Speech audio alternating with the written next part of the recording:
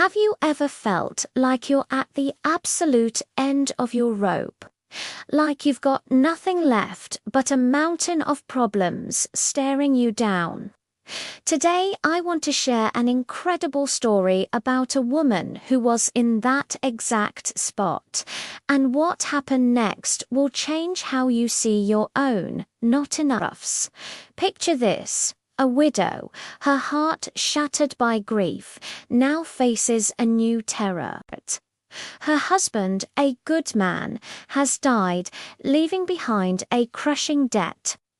The creditors are coming, not for her house, but for her 2 sons, to take them as slaves. Can you imagine her desperation? With tears streaming down her face, she runs to the prophet Elisha, her last hope. "My husband is dead," she cries, "and the creditor is coming to take my boys." Elisha looks at her with kind eyes and asks a simple question. "What do you have in your house?" She shakes her head. "Nothing at all, except a small jar of oil, just a tiny bit of oil." Worthless, right? It couldn't possibly solve her problem. But this is where the story turns. Elisha tells her, "Go find as many empty jars as you can. Borrow from all your neighbors. Don't just get a few, get a lot. Then go inside, shut the door, and start pouring." It sounded crazy. How could she fill all those jars from one tiny flask? But her desperation outweighed her doubt. She and her sons gathered every empty pot and jug they could find, filling their small home with empty vessels.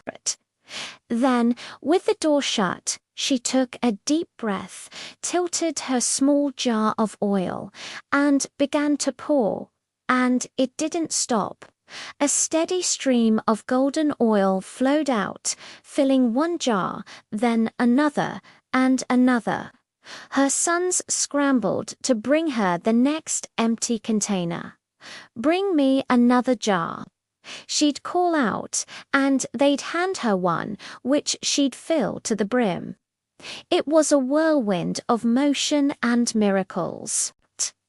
Finally, one of her sons said, "There are no more jars." And only then, at that very moment, did the oil stop flowing. She rushed back to Elisha, her heart pounding with awe. He simply smiled and said, "Go, sell the oil and pay your debts. You and your sons can live on what is left." That day, what started as a tiny, insignificant bit of oil became their salvation, their freedom, and their future. This story shows us that when we bring our not enough to God, He can turn it into more than enough. The miracle only stopped when there was no more room to receive it. So, what empty jars are you bringing today? Thanks for watching. If this story touched you, hit that like button and subscribe for more inspiration. See you next time.